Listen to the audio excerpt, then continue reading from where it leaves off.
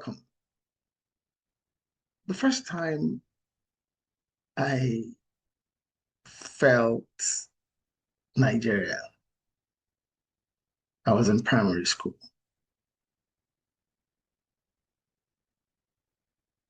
We had been preparing, or we prepared for over a week, producing miniature Nigeria flags. That was a big event that was going to happen. We're going to see the head of state. I was in a village called Osauku in present-day Abia State, Nigeria South. Sorry, present-day South. Sorry, present-day Abia State, Southeast Nigeria. Our teachers had prepared us. There was so much excitement in there. We're going to see the head of state. There was no negativity of any sort from our teachers. We as children, what did we know, really? Despite all the hardship of just about a couple of years ago, earlier, sorry. We marched in groups to arrive at an adjoining village called Itungwa. Itungwa is on the way, on the main highway between Umuahia, the capital of present-day Abia State, and Aba, the commercial hub of that state, well, of that region, one of the commercial hubs of that region. And we lined up. So the children from neighboring villages, we lined up, each one with holding hands long beyond what their eyes could see. Everybody was expectant, happy, excited. We held our homemade Nigerian flags. It didn't take long. A convoy of, well, mostly black vehicles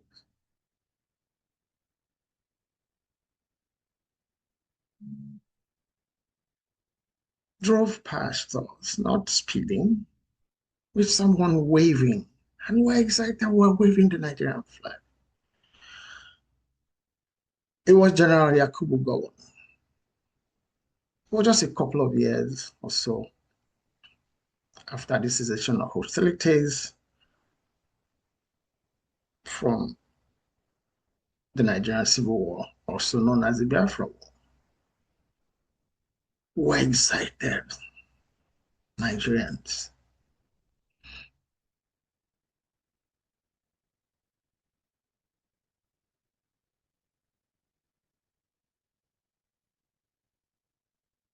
Well, primary school children, what we know again. So we were excited that he had passed, the convoy had passed, went on to the subsequent, next villages, just driving, they didn't stop. But we're happy we saw the head of state. He was not on a political campaign. He was touring and visiting parts of Nigeria that he was head of state of, or for. When do you see politicians these days? During electioneering campaigns, even the ones who are in power. There's a sense of pride. What, call it patriotism, that's what I know it to be now. We marched back to our villages, to our schools, happy. There was no negative talk of any type, not from our teachers. Most of the teachers fought in that war.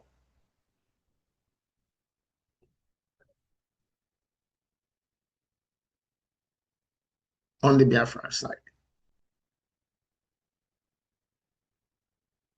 I didn't know well that the person that drove past us had ideas about what would I do? You know, these children, how do I integrate them into the mainstream of the Nigerian enterprise? They went ahead and expanded the establishment of the federal government colleges that had been previously established, so formally established in 1965 by the government of Sir Abubakar Tafawa Balewa. Not a southerner. He was a prime minister of Nigeria, thinking for the benefit for Nigerians, knowing that human capital is important, knowing that to build anything, you have to build men first.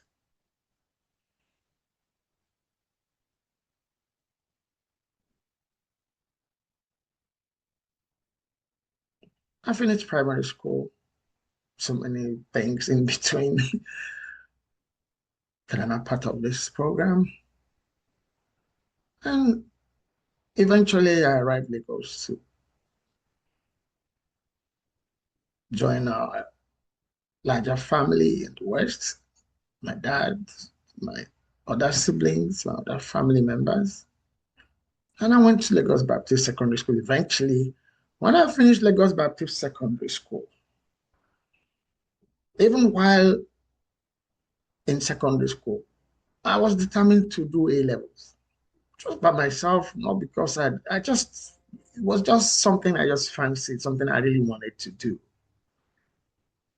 But then, welcome again. This is Say a Prayer, guys. May Nigeria never happen to you. My name is Richie Adewusi. And on this program,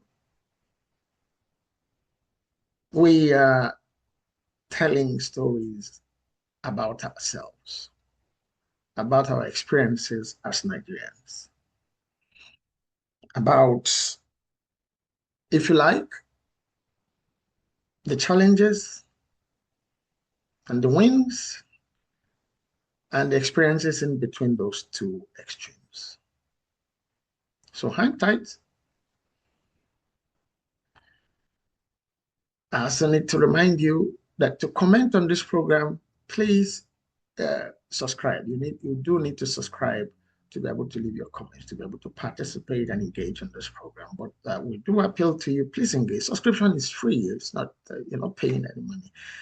So subscribe so that you can leave your comments, you can make your suggestions, you can ask your questions, and we're here to respond, either here on YouTube or hello guys on TikTok. Okay.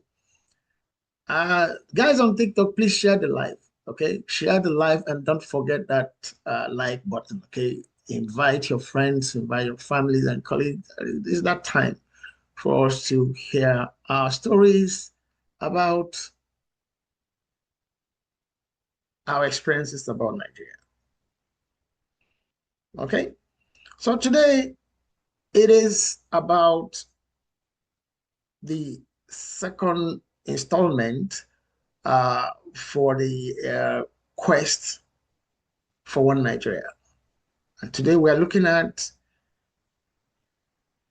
the advent, the existence, and the progressions, or you can put your own adjective there, of the federal government colleges, also known as the unity schools. The issue of calling them the unity schools is not just a happenstance. Let me move away a little. You see the logo? Can you see the motto? You see the motto for the federal government colleges says pro unitate, for unity. So there was no confusion as to why the federal government colleges were established. And attending one is, I'm not using words, is one of the biggest ways Nigeria happened or is happening for me, because it has not ended. The vision of those who founded the federal government college, starting from Sir Abubakar Tafawa Balewa, to General Yakubu Gowon that, you know, took up the mantle after the Civil War and then went ahead with establishing more and more.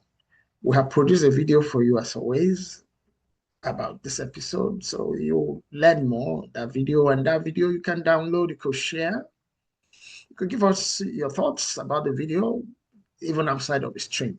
Okay.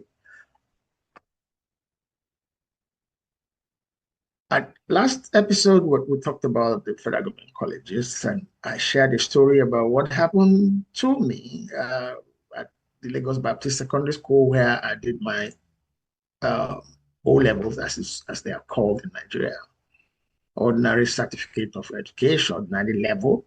Yeah, I decided to go for A level, but my attending that school and then aspiring to go to a federal government college was about to be another issue of Nigeria happening to me. And that is part of my story this episode. Like I keep saying, like I say on this program, it is about what we do. It's us.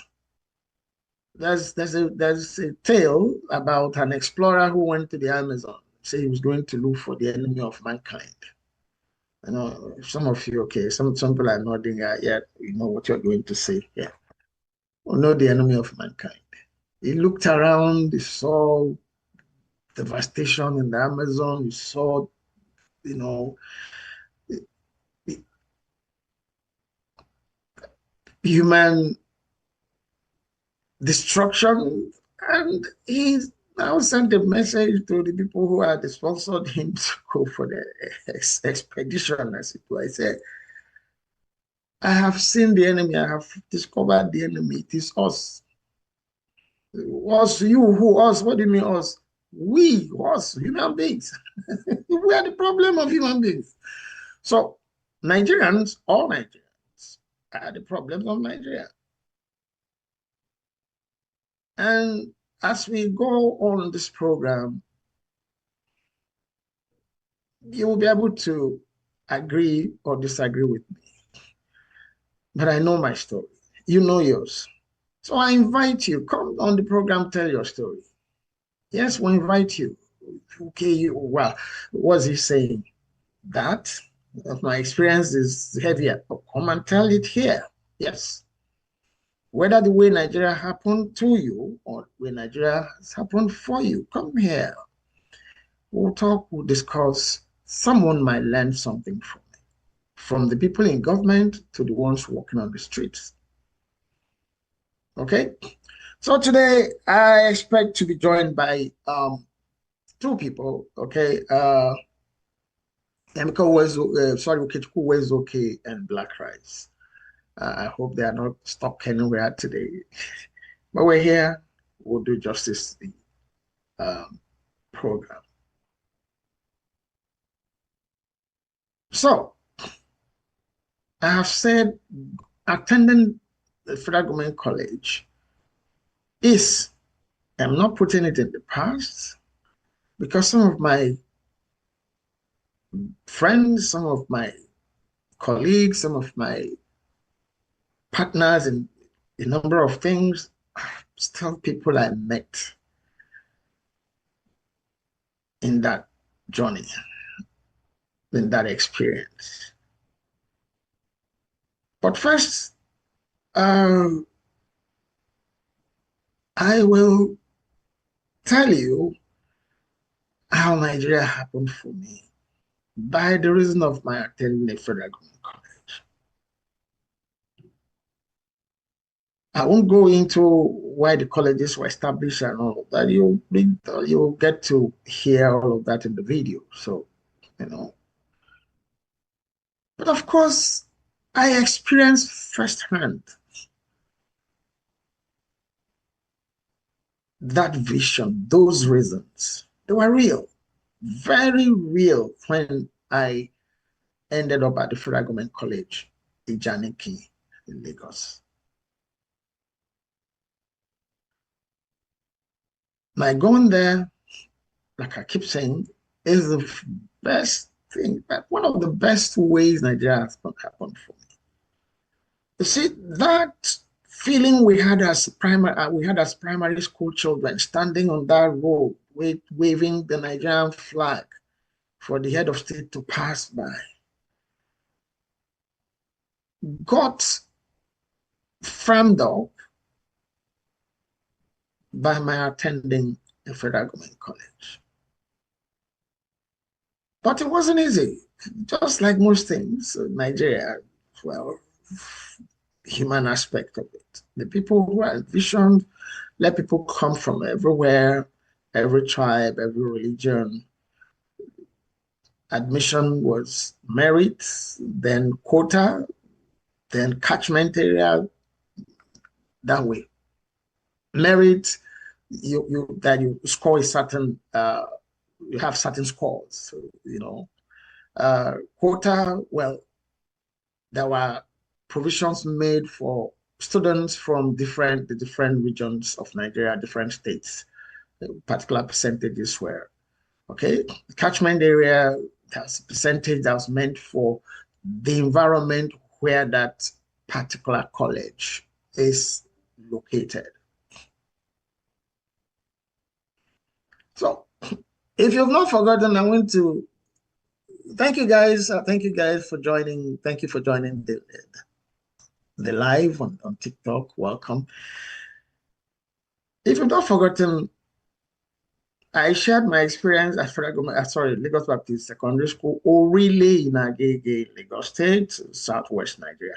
And by the way, last episode, I tried to redraw the map of Nigeria by saying that the old Sokoto State was in the southwest of Nigeria.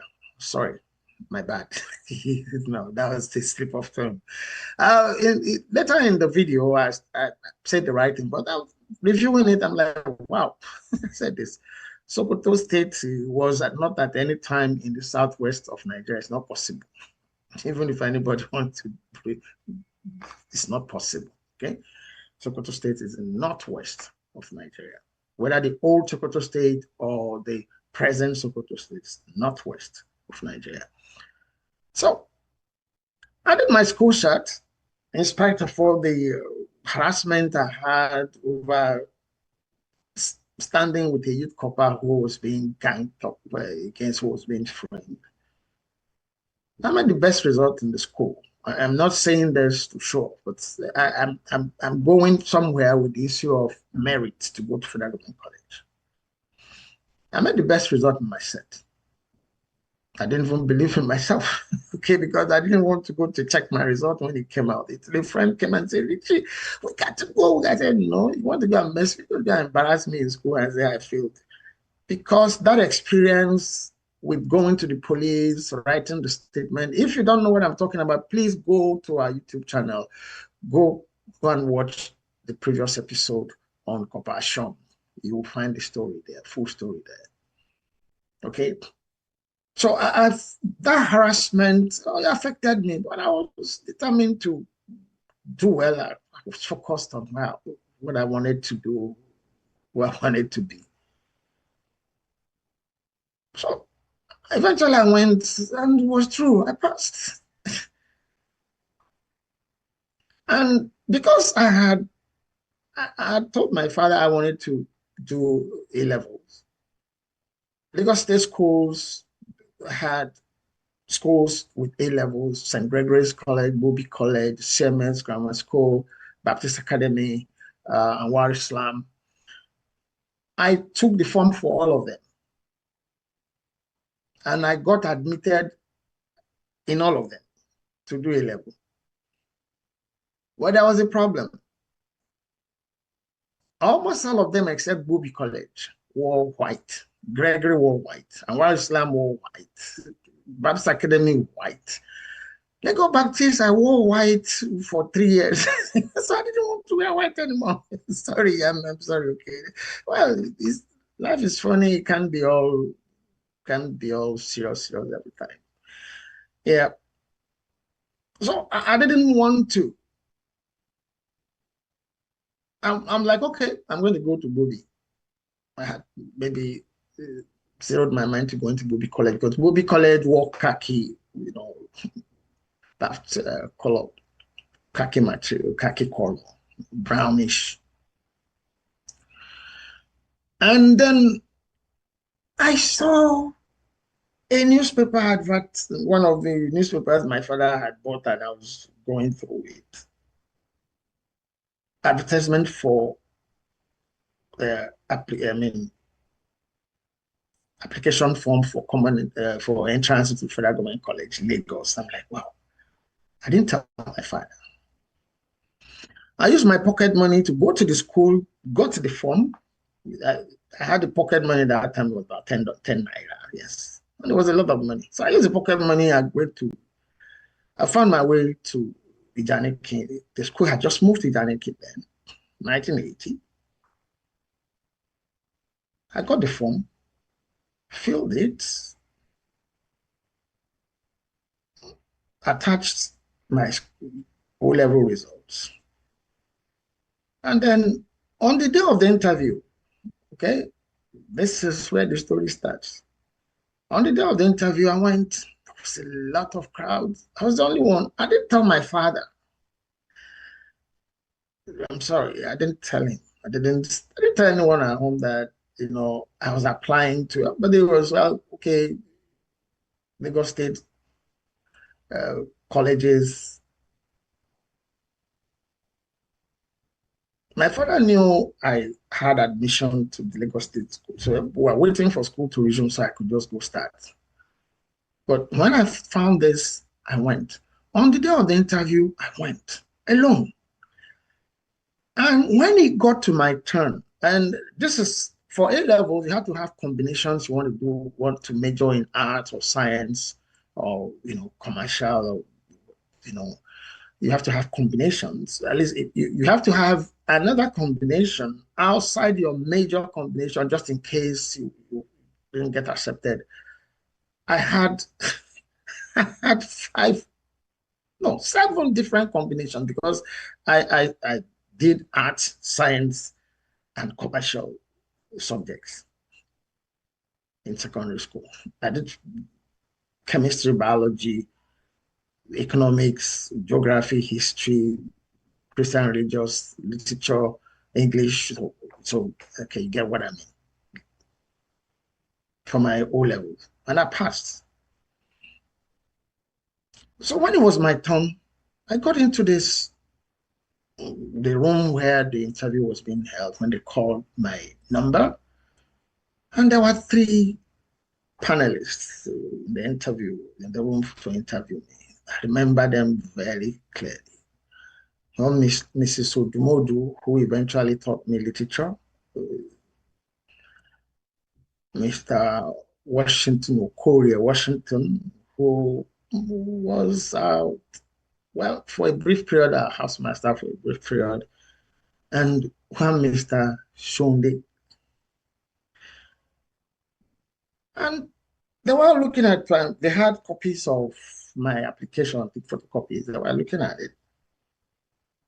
But the others were smiling, Korean to Modu, they were smiling, and wow, they look at me, they were smiling. Mr. Shonde was straight-faced. And the first question he asked me is,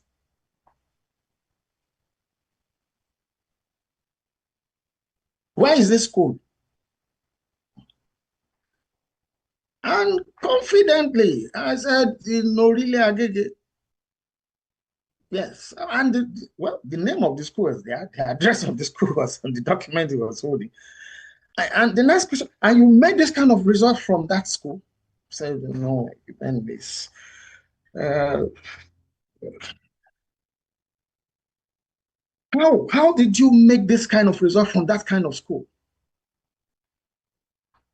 That was Nigeria about to happen to me.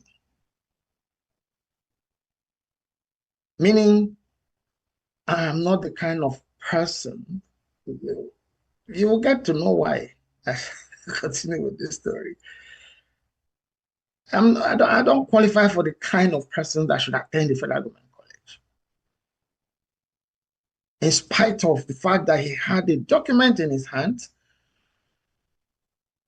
that had 5 A's on it,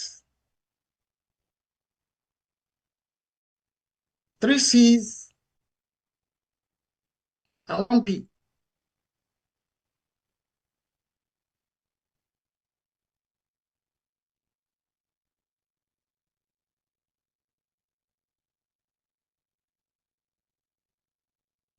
No, sorry.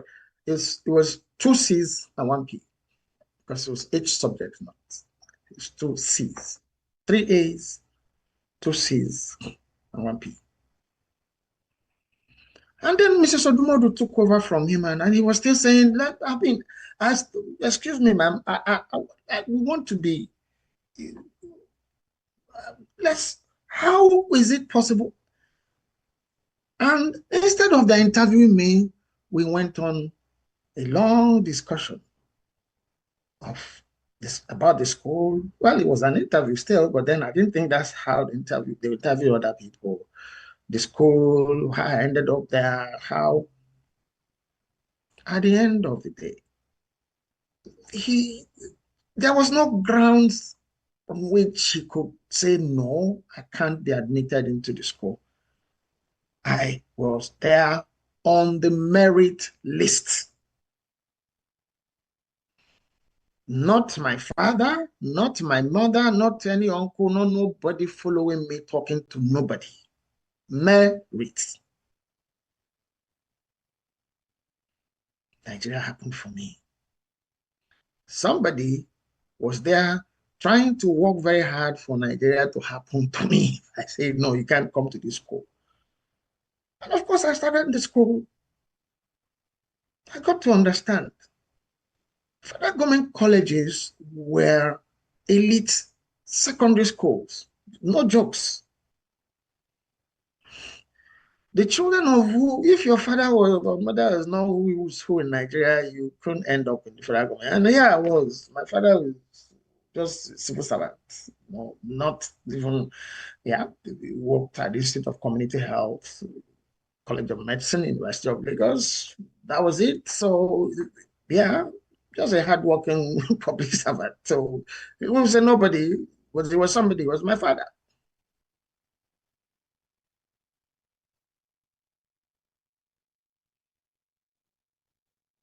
And in that school,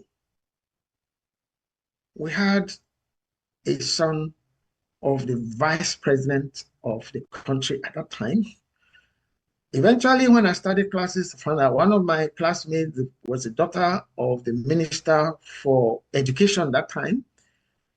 In my house, I eventually became the house prefect for my house, Danfodio House, Greenhouse. I had people like who that ended up in the Senate eventually, Emeka Chikwelu. I had um, Awal Tuko, the son of Bamanga Senator, I think he became a governor too, Bamanga Tuko. They were all in my house, and I was a house prefect. In the other houses, the same. You had who.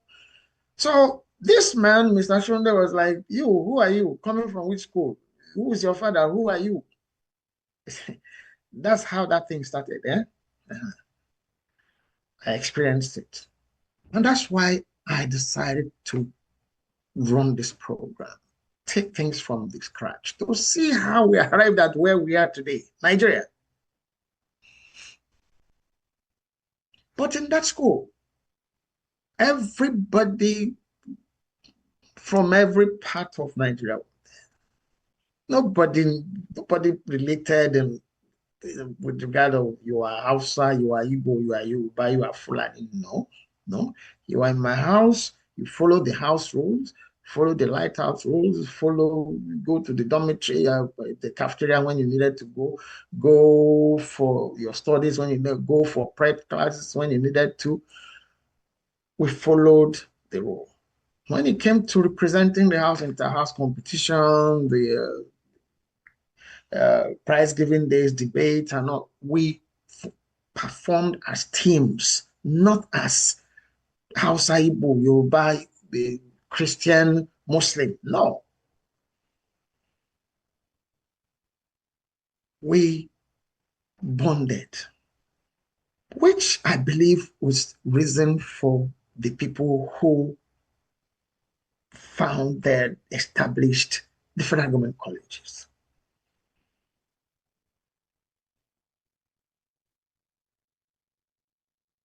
Now, in the title of this program, we say federal government colleges, builders of bridges. Yes, the issue of the builders of bridges, because it's important to also be mindful of who are mentoring, who are tutoring, who are teaching our children. Who are they? What was their stake in that nation, that country, the vision for that country? What's their stake? Who are they? Our principal then was a man named Mr. J.O. Abolade. He wrote that school song. Builders of Bridges was our school song at Federal Government College in Janike.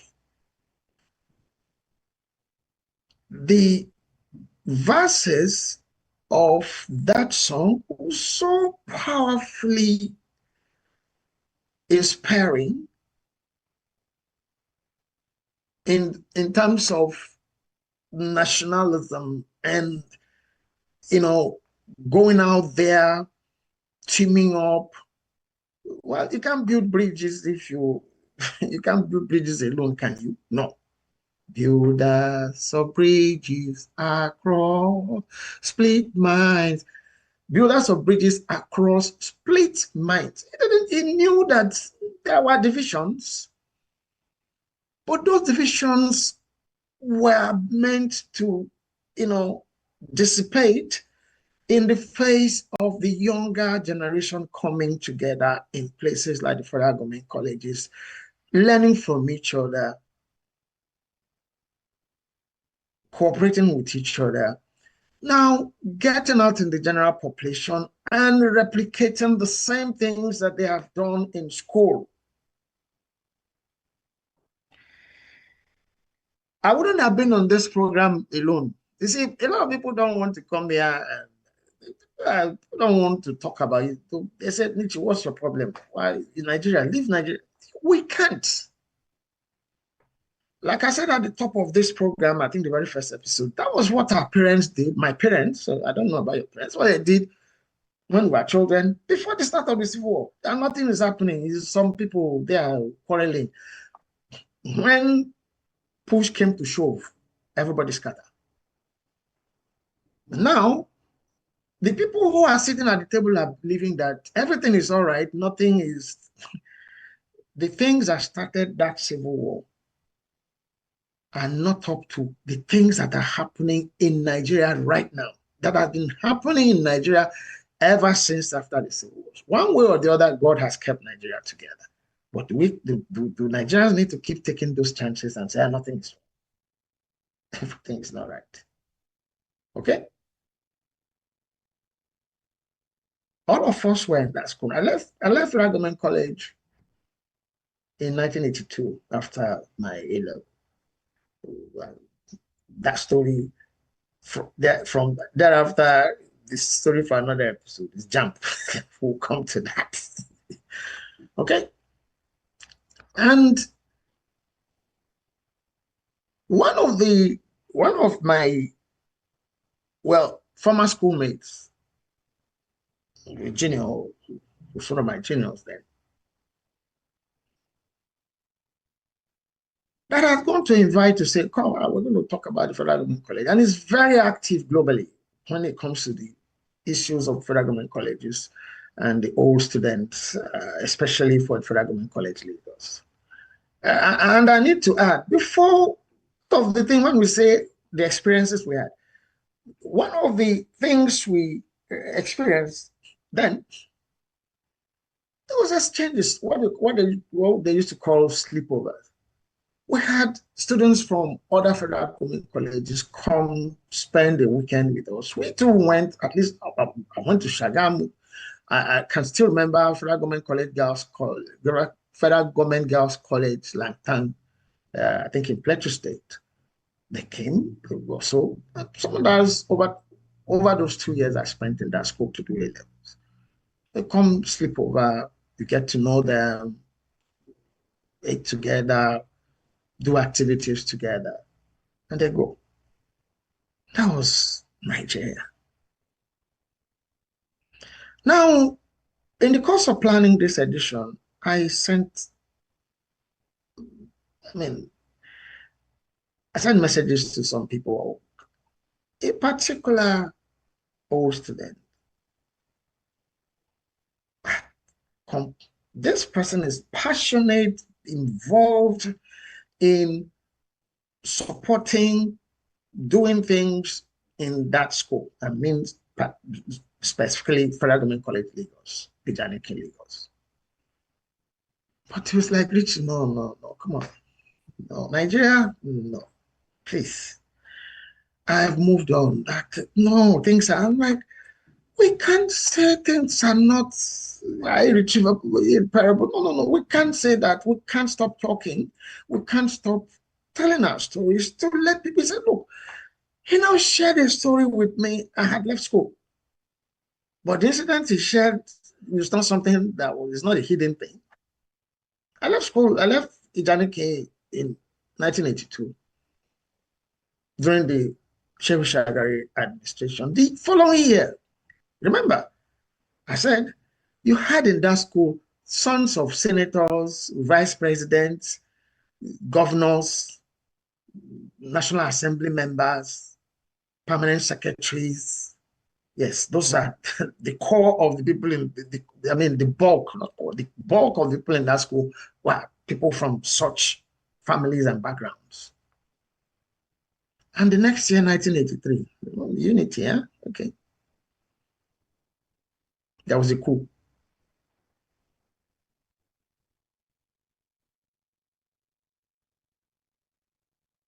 The military overthrew a civilian government, a democratically elected government, as it were. Now, this is a school. Remember, I've just presented a picture of bonding. Everybody was one. There was nothing to say you are different from me.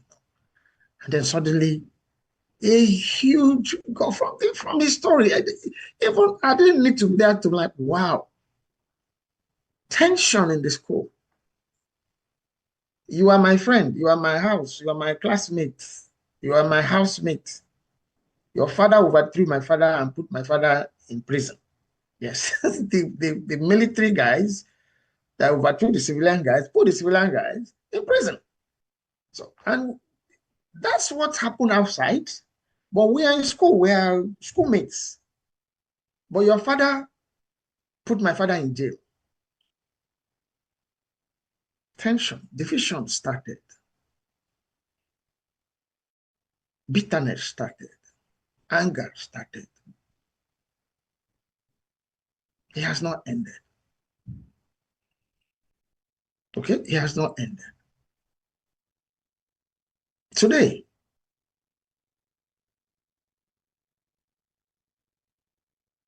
the last time I visited Federal Government College, with the All Students Association was very active, globally active, very active. In Nigeria, well, at one time I was the vice president for the All Student Association.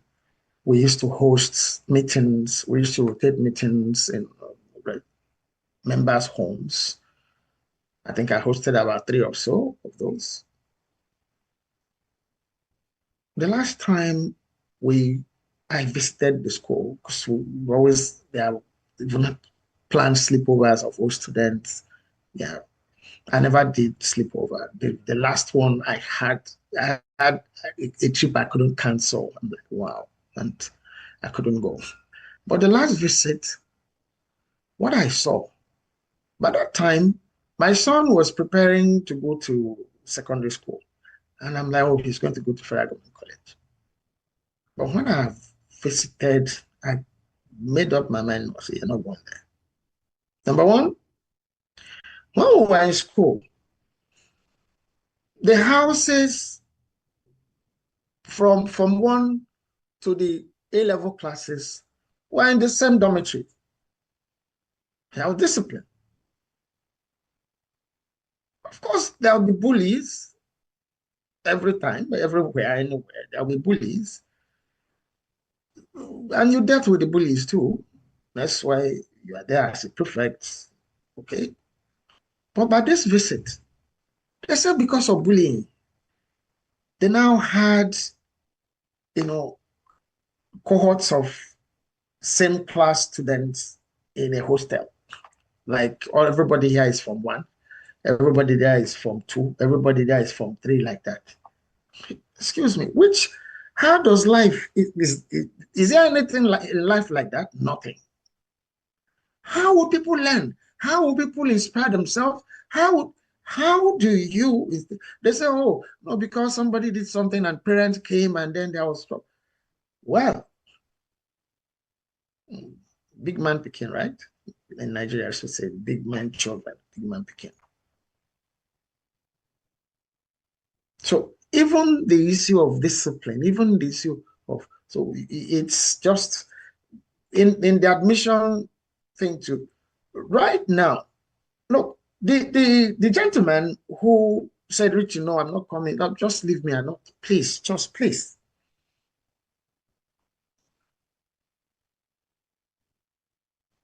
Like he said, which is true. He said, look,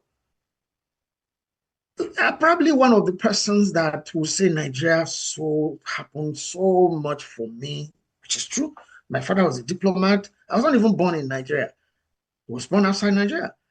But his parents sent him back to Nigeria to go to Federal Government College. That was how elite the Federal Government Colleges were.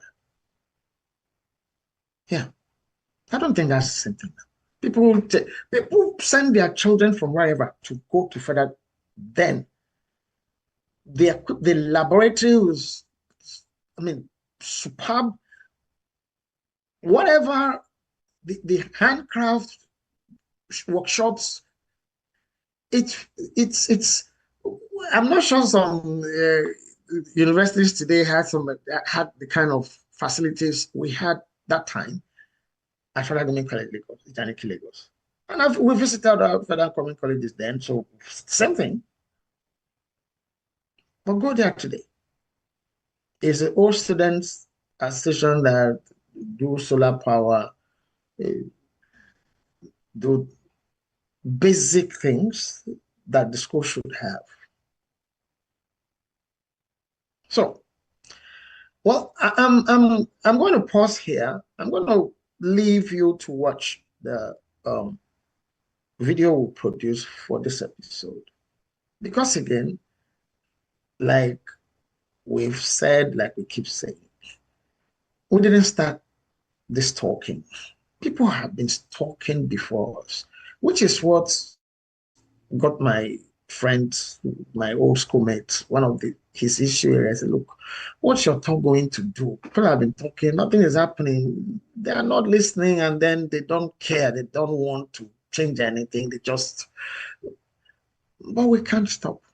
People have been talking. And one of those who had been talking was somebody I used to really admire when we were growing up, even when I didn't understand everything he said then. Even when I learned some Hausa, when I went to do my Federal Government College, when I went to do my National Youth Service, yet I couldn't still understand everything he was singing about. His name was Alhaji Damaria Jos. Been talking. Nigerians have been talking with their arts, with their writings. But like I keep saying, the natural disaster that God has bequeathed on Nigeria are the political class, the politicians. They are the natural disasters in Nigeria. They don't listen. They're not listening. Right now, they are forming camps. But we'll come to that. That's not, part of this program. We'll come to those. So I'm going to leave you with the video, and we'll come back. And when we look at questions and contributions from community members, we have some already here. Okay, so let's watch the video and then we'll come back.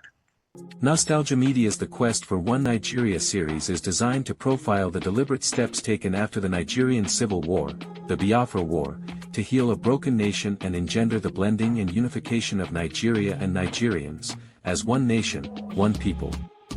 The Nigerian federal military government of the period following the Biafra War, led by General Yakubu Gowon, introduced and expanded institutions, platforms, and processes designed to encourage and strengthen national unity. These initiatives include the National Youth Service Corps Program, the federal government colleges, the defunct Federal Schools of Arts and Science, the Joint Admissions and Matriculation Board, JAM, the federal universities, the National Troop of Nigeria, the Federal Character Commission. The federal government colleges were first established under the administration of Alhaji Sir Abubakar Tafawa Balewa in 1965 and significantly expanded across Nigeria after the Civil War, under the military administration of General Yakubu Gowon from 1973. The very first of those colleges was the Federal Government College, at Pozi, in present-day Ebonyi State, southeast Nigeria. These schools were envisioned and established to bring together young Nigerians of secondary school ages, from the different regions, tribes, and religions of the people of Nigeria so they could learn, live, and grow side by side. They were established as elite institutions, not only in academics but also to engender the spirit of unity and nation-building, amongst Nigerian youths, for the benefit of the development of Nigeria, in the positive spectrum. However, while the vision is bold, the stories of what has come after, regarding the implementation of that vision, are sobering. Instead of maintaining and improving on such unifying initiatives, successive civilian governments in Nigeria have often chosen to chase parochial and sectional interests, polluting or neglecting the necessary support systems that should have produced the originally envisioned end products from those initiatives. Rather than strengthening the institutions that bind us together, politics and politicians have tilted toward tribe, religion, and personal gains, just to win elections, without due considerations for the consequences of such actions on national unity. This has led to inevitable sharp declines in the quality and outputs from those initiatives. This is where the voice of Alhaji Dan Mariah Jos comes in. Born in 1946 in Jos, present-day Plateau State, north-central Nigeria, Alhaji Dan Mariah Jos passed away in 2015. Alhaji Dan Mariah Jos, whose name means, the Orphan of Jos, was a renowned Hausa griot and social commentator, celebrated for his mastery of the kontigi, a string musical instrument originating from the Hausa people of Nigeria. Apart from praise singing, he became widely known from the 1960s for songs that spoke to the struggles, hopes, and realities of everyday Nigerians. One of his most enduring songs, Madubi, which translates to mean mirror in English, was released in 1972 and remains a powerful piece of philosophical and social reflection on the state of the individual and the nation, in regards to developmental aspirations. In Madubi, Alhaji Dan Mariah Jos reminded Nigerians and indeed humanity that the world reflects who we have chosen to be as individuals or groups. The world is like a mirror, he sang. If people do not like what they see from it, then they should look at themselves.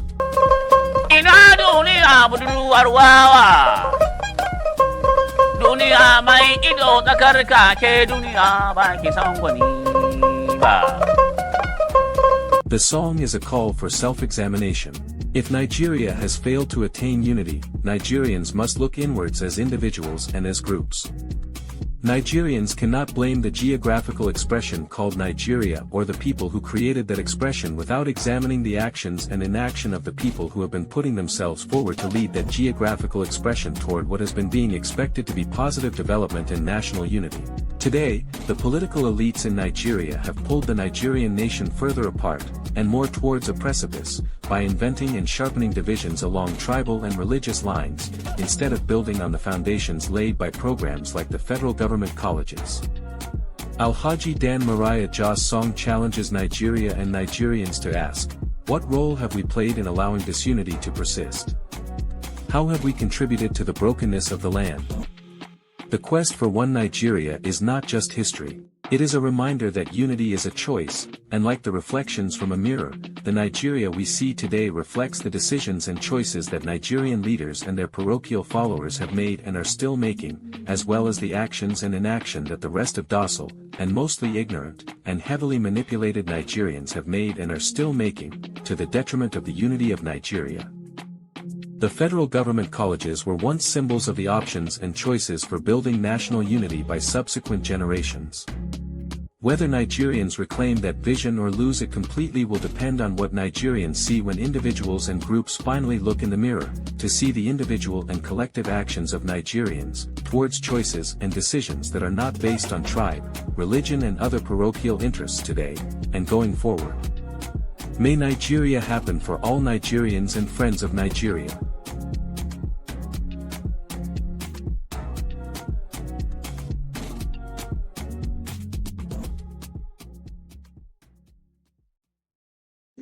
Thank you so much, guys, for remaining with us here on YouTube.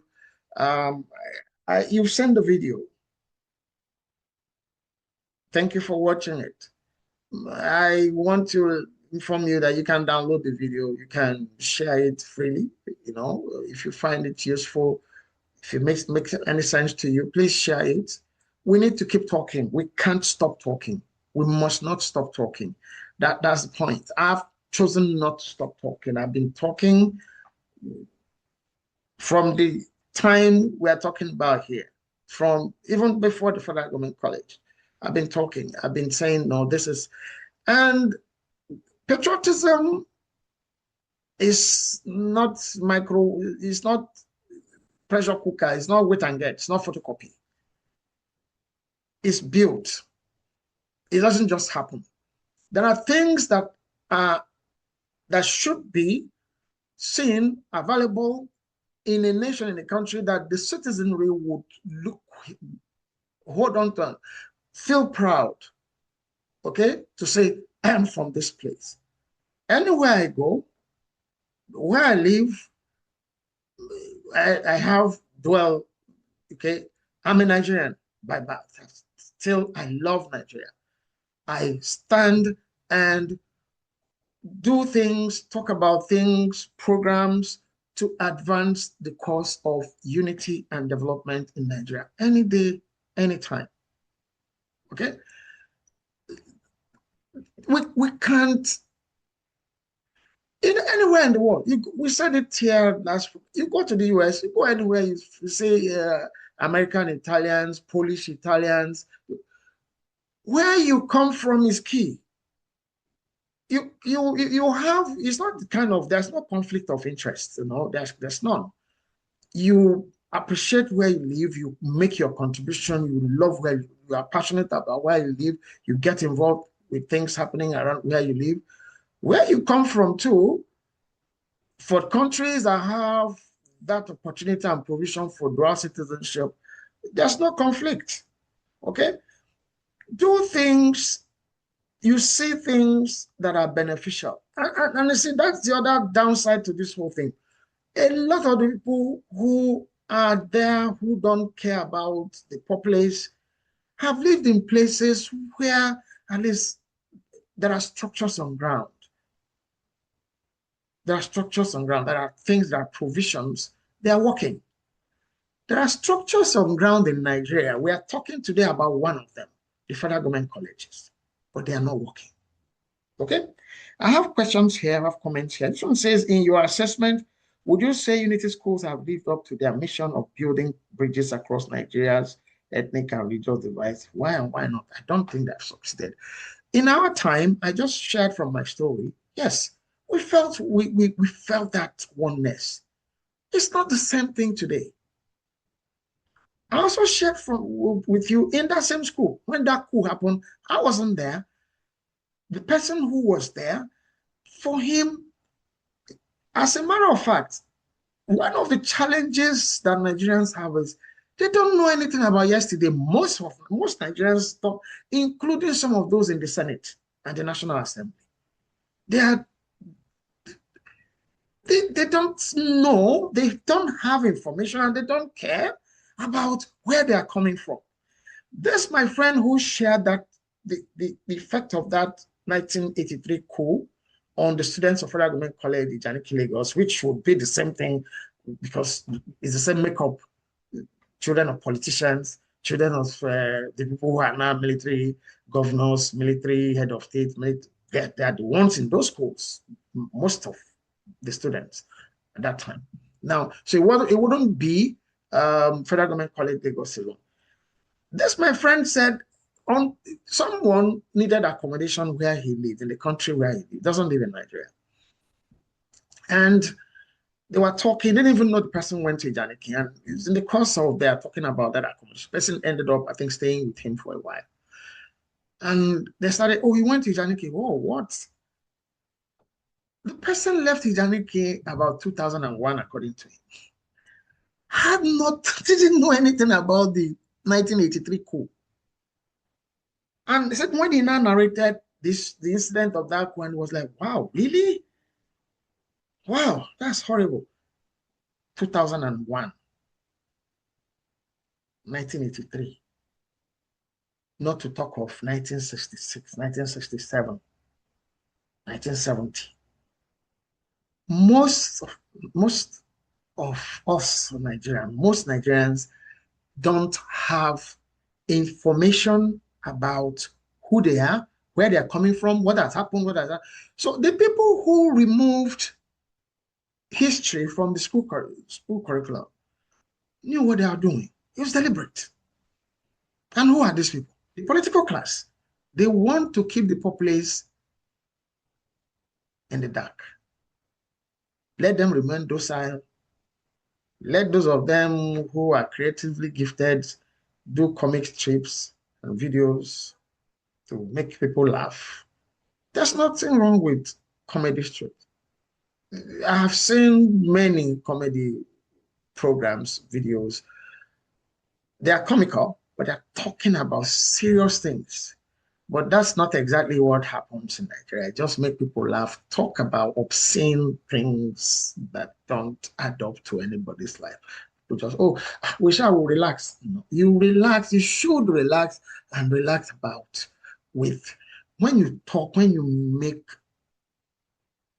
you write comedy scripts, think, use your content creation to talk about serious development issues. Why are people not here? People don't want to talk. Please let me so that they don't say, I say, when would you not say? At what point? No, at what, when?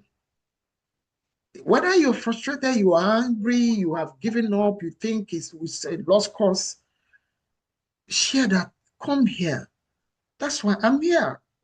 Look, I'm relieving myself of my own. Yes.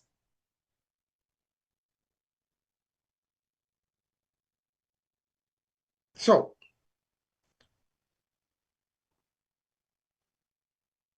that bonding and building of bridges, the construction work has stopped a long time.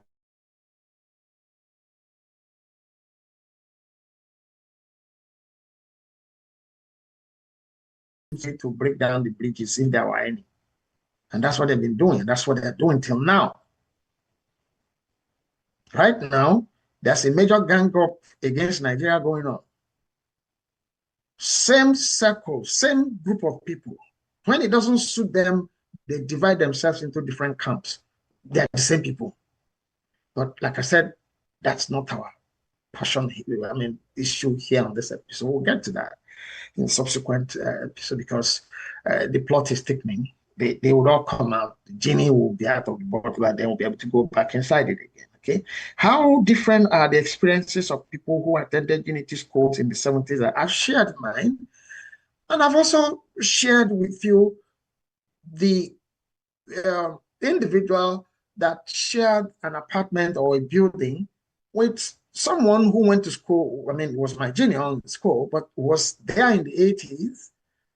This person graduated in 2000. So that's the nearest I can come to the experience. He didn't know anything about that coup of 1983 or the experiences or the implications or the outcome or the effects. on the students. Let's just talk from. Meanwhile, those people who are in that school that time, yeah, they are the ones in the Senate now. They are the ones in the government houses now, different states. Okay. Like I mentioned somebody's name here earlier. Emeka Chikelu ended up, I think, in National Assembly. He was in the school in 1983 when that happened. His father was, I think, a permanent secretary or something at that time. And all of these people had to. But one would think that, here's the thing now. What culture, what tradition are they? Here's the thing. One would think that those sets of people, those kind of people, when they now end up in positions of decision making, that what we had seen or what we had believed in or what had kept us together would be what they would go there to do. Now, am I blaming them? Please understand me, hear me clearly, because I learned another very interesting lesson watching a state governor closely. The frustration of not being able to do things he was in a position to do to help the populace, but his party members don't want those things done because they have to win the next election. Yeah. Yeah. It's frustrating. For some of them, everybody is not bad. So don't get me wrong. All our political, all the people in the political class, all of them are not. There are people with good intention, but the ones that don't, that are outright saboteurs to the Nigerian cause, they're the ones in charge. And they won't let those. Look at the issue of somebody. Okay, I want to talk about the steel projects in Nigeria. No. When we discussed, when we were planning the edition of the National Youth Service, somebody sent me tons and tons of information. In the planning of this program, people, but I said, come here and present them yourself and talk about it. Someone trained as a metallurgical engineer, I think that's the word, that's the term, served in a steel rolling mill as a copper. Okay, but that's not our stuff today. We'll get to talk about that in another episode when we look at the economy. But what I'm saying here is people have things to say. People are aggrieved. People are punched up. But they've given up. We can't afford to give up, please. So one would think that when people from that background of the federal government colleges end up in places like the government houses, like the National Assemblies, the State House of Assemblies, end up as heads of MDAs, ministries, departments, and agencies in the government, that they would, but unfortunately, there are still people like Mr. Alaki that ganged up, okay, against a Kuju Copper. There are still people like Mr. Shonde that was bent on denying me admission into the federal government college in those places. But we must climb on top of those people and say, no, I am here for one of that reason. I wrote a book and they said maybe because somebody paid me to. Why would somebody pay me? Why would anybody pay me to run this program, for instance? Why? So people can sponsor the program if it makes sense to them, if they like it, if you like what we're doing, they can say, okay, we can, endorse it and all of that. That's different. But that, okay, somebody will say, okay, go and start the program. Somebody said, who paid you to write, who paid you to write the Biafra book? Nobody needs to pay me. We'll get to that book, we'll get to this, but we are taking this thing step by step to see how we arrive where we are. We can't stop talking, please. We shouldn't stop talking. If we invite you here, don't feel intimidated by anything, by anybody. We are not abusing anybody. We are not, when we finish here, tell me whatever I have said is not true. I don't have, go to the video, go and look at it and say this is not true. The research is important, but the experience is heavy. And that is why this program is experiential. Yeah, there are things that you need to research to get facts and all of that, plus your experience, so that people can get to understand what the issues are or have been. Yeah, but experience is key. And that's why we have made this program a storytelling program. Okay? So if this has made sense to you today, and we are serious about say a prayer, guys, may Nigeria never happen to you. Never. Imagine if Mr. Sonde had succeeded in, because of the name of the school I went to do my O-level, because of where it was located, because of who my parents were, put that, okay, this school is not. Meanwhile, I am qualified to be there. You know how many Nigerians get denied to getting things that they are qualified to be when people, I had that happen to me in business later in life, especially in the public sphere. You're bidding for something. I ran non-governmental organizations in Nigeria. You write a project. We'll come to all of that. Nigeria happening to you. You want to get things done. You are primed to get things done. There are people who are not interested in getting things done. So, yeah, unfortunately,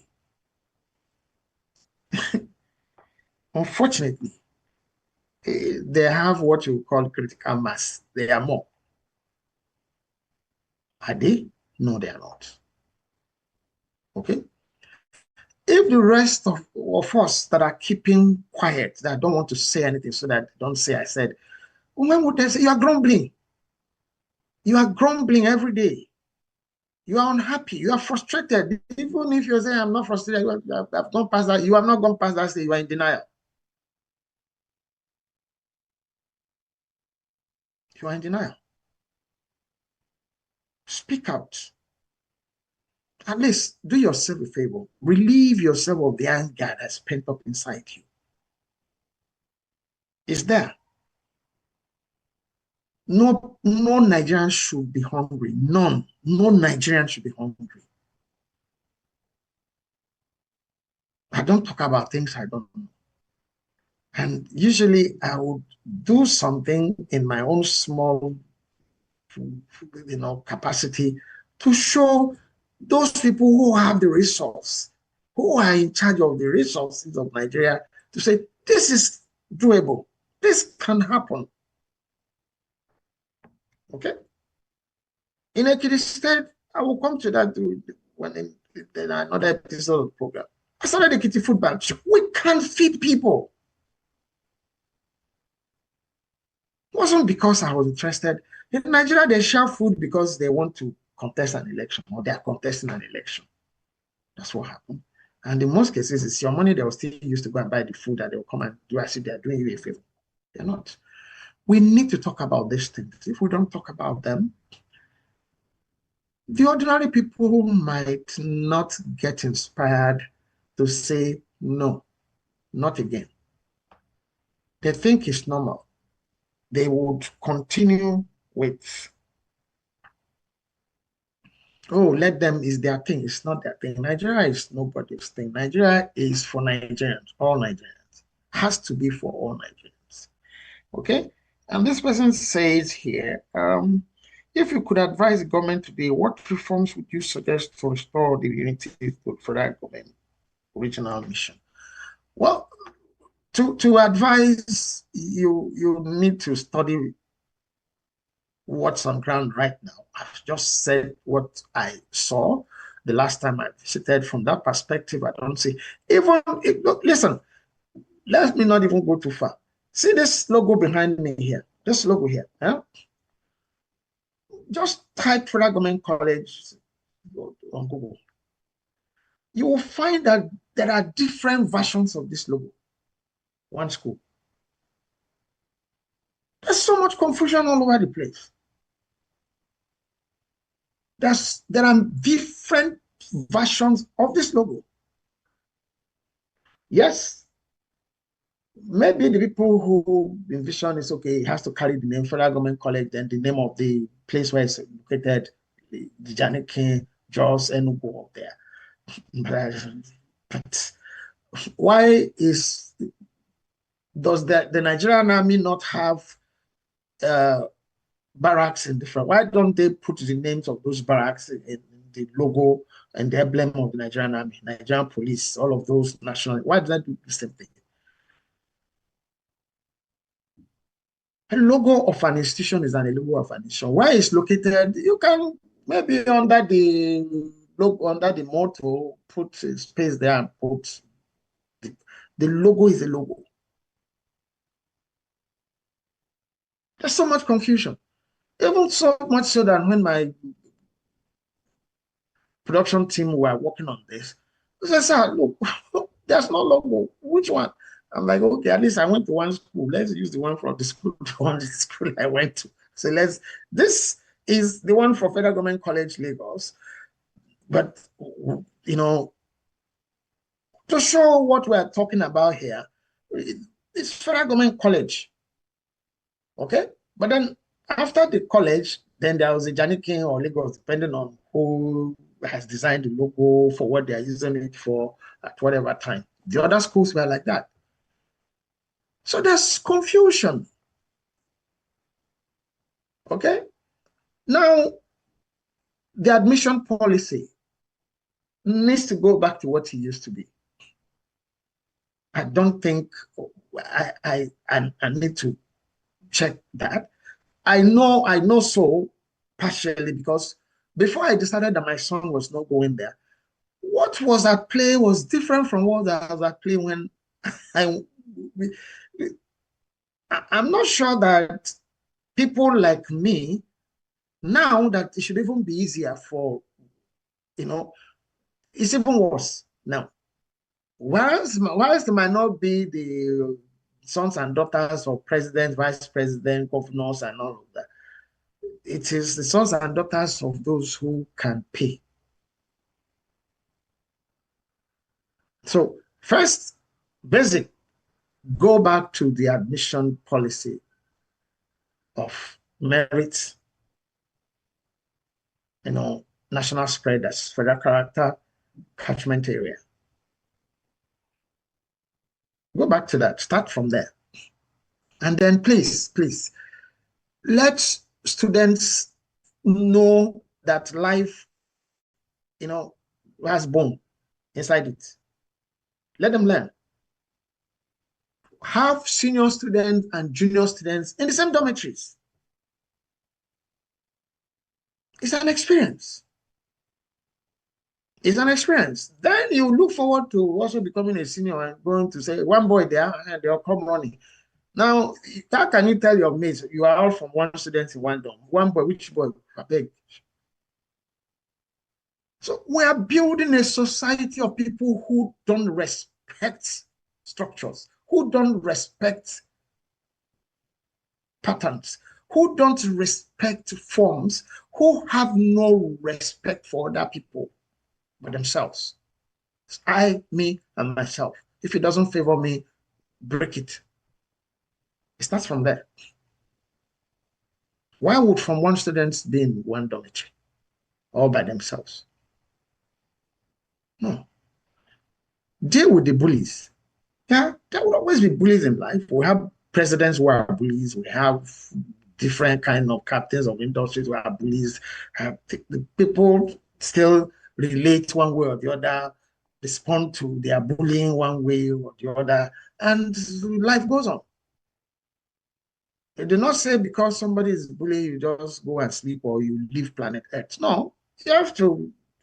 So in this, the person who is being bullied learn how to be strong. There are people, look, it was because of bullying, not me, not to me, not myself being bullied, It was because of bullying I took athletics and sports seriously. At Lagos Baptist, a lot of bullies. It was a tough area. A lot of bullies. And then when I arrived at school, I arrived middle of everything. I arrived at school from 3. It's like if you can pass the exam, that you're a student. If you can't pass, then leave. That's another story for another day. But I started, not even from 3 first term, from 3 last term. They were going to do promotion exam. Okay? And I passed because I was already involved in sports from where we lived. It was my pastime. I'll be training, other students who join. And running on the tracks, became a show of strength. All the bullies in the school lost their muscles because they couldn't run. They couldn't. Some of them who managed to go into discus, shot putting, javelin, they were still not good enough.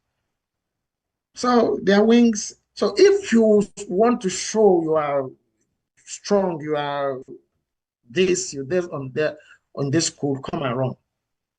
Bullying died a natural death in that school. I have people who can remember this story. I mentioned Aunt Alanion is in Nollywood there. There's somebody who lives here in Canada. I want to believe she probably is watching this program.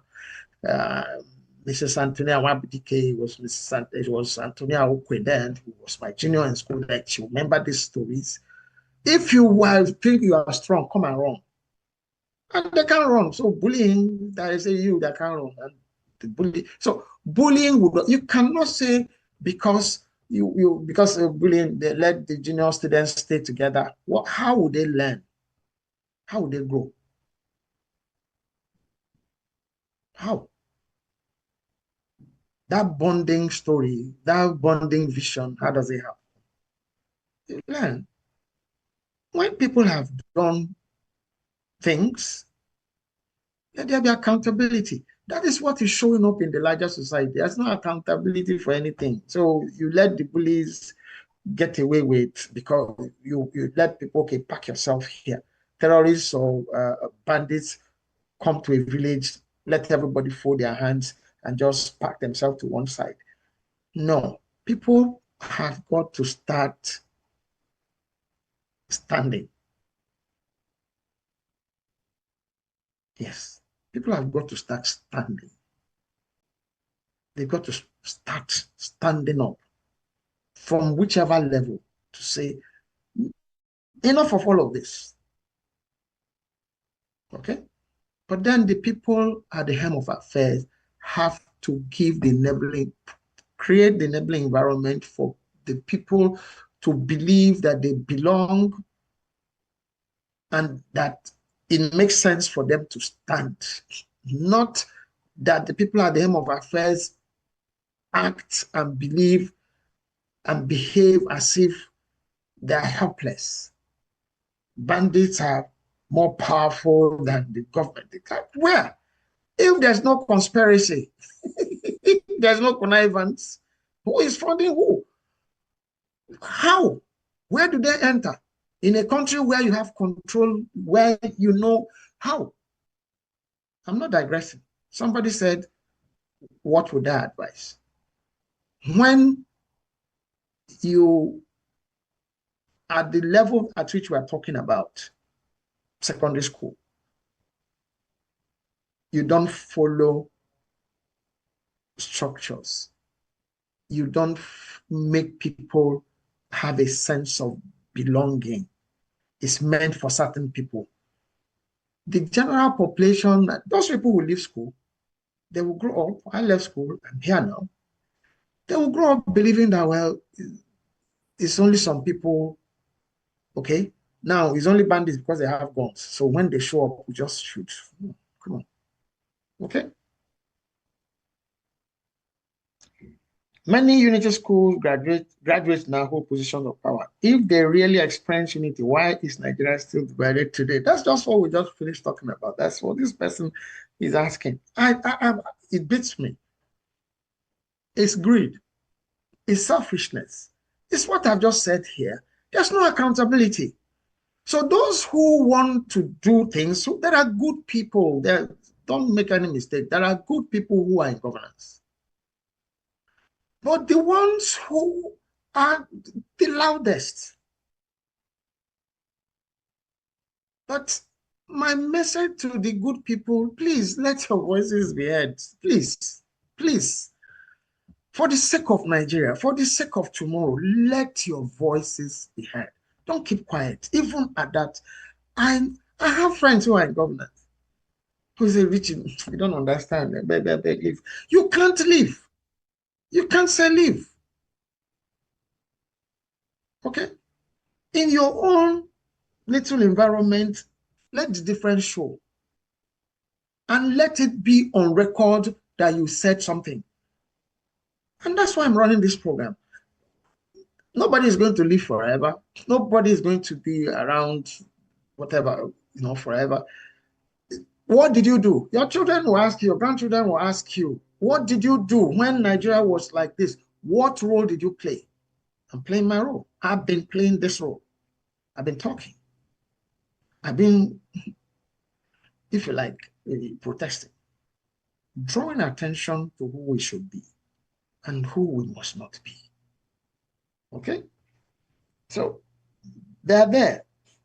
Could it be that unity schools failed because Nigeria itself never had a genuine plan for unity?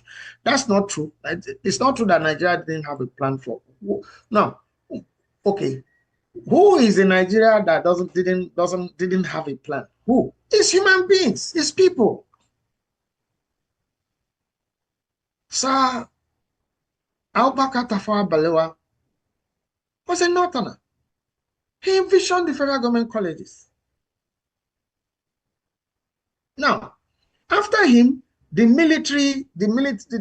different military administration put structures in place, still targeting, and those structures are what we are taking episodic in this program.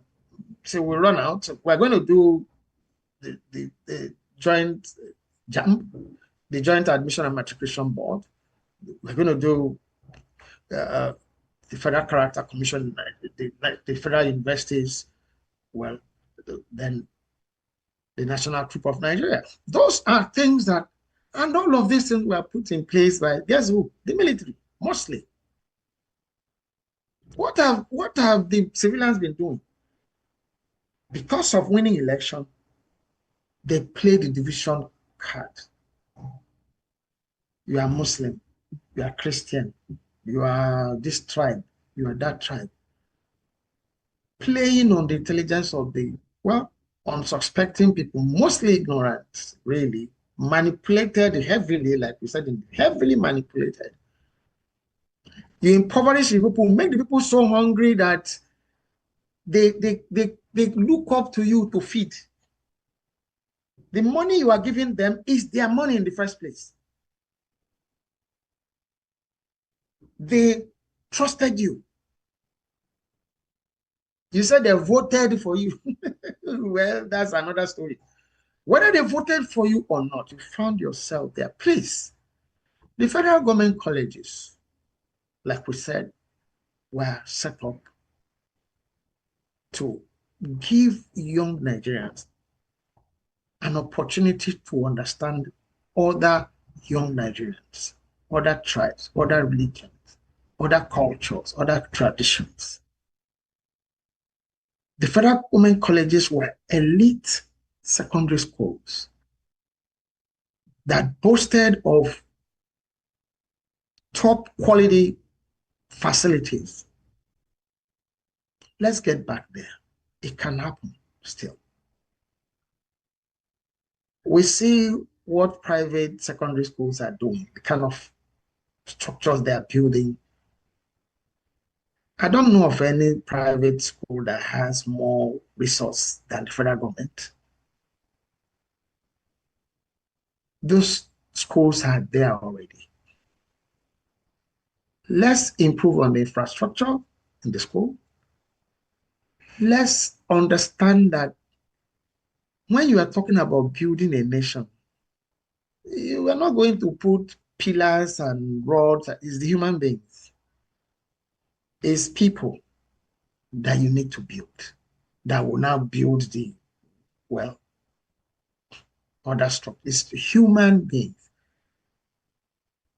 When we don't, you know, enable, create that enabling environment for people to have a sense of belonging, of wanting to say, when I finish, I want to give back.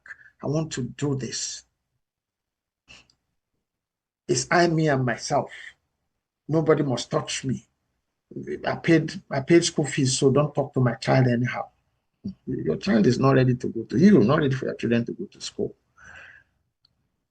Let us get discipline back into those schools. Let us make it possible for Nigerians from all parts of Nigeria to have the opportunities that were stated for them to be able to get admissions to those schools. And let them be there.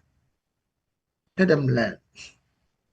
Let's have teachers like my principal, Mr. J.O. Abolade, that could write a powerful school song that is about the unity.